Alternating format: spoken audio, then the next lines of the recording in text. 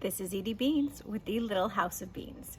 Today on Cooking with Edie, I am making sweet onion pie with Ritz cracker crust. Super easy, simple to make.